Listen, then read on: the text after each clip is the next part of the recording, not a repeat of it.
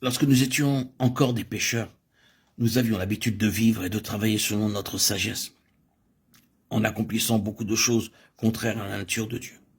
Et maintenant que nous sommes sauvés, nous pouvons encore penser pouvoir utiliser notre sagesse pour servir Dieu et pour l'aider selon notre propre appréciation.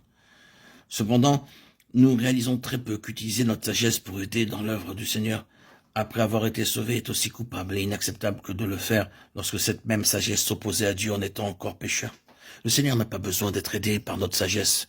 Il abhorre autant l'assistance de la sagesse de l'homme irrégénéré que celle de la sagesse de l'homme régénéré. C'est pour cette raison que nous devons accepter d'être régis par la croix, reniant toute activité de la vie propre, livrant volontairement la chair à la mort, renonçant vraiment à nos opinions.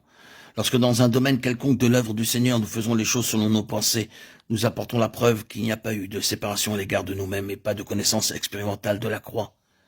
Nous devons être réduits à rien, sinon nous ne pourrons pas être utilisés par Dieu. Ne soyons pas présomptueux en nous ingérant dans l'œuvre du Seigneur. Même si l'œuvre est en train de tomber, nous ne devons pas la maintenir avec une main charnelle. Nous ne pouvons seulement accomplir que ce que le Seigneur désire nous voir faire. Dieu ne nous tient pas pour responsable de ce qu'il ne nous a pas ordonné. Il ne nous répondra pas si telle œuvre tombe à nos côtés. En fait, tous les actes présomptueux résultent de ce que la croix n'a pas traité la sagesse de l'homme.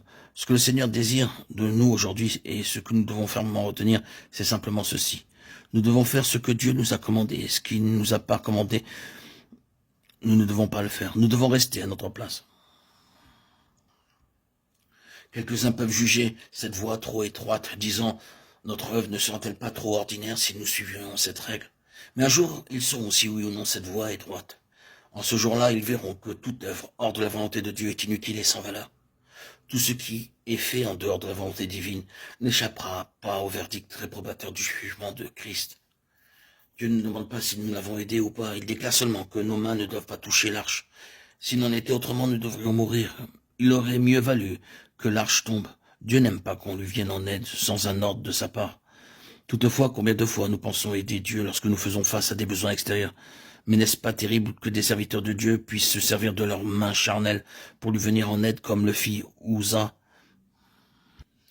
comme nous le lisons dans 2 Samuel 1:7? Pourront-ils être exempts du jugement de Dieu? Soyons donc des gens avisés pour considérer que ce dont nous avons tous besoin, c'est de prendre garde aux ordres de Dieu. Tout ce qui est fait pour répondre à l'urgence d'un besoin particulier sans s'attendre à un ordre divin ne peut pas être accepté par Dieu.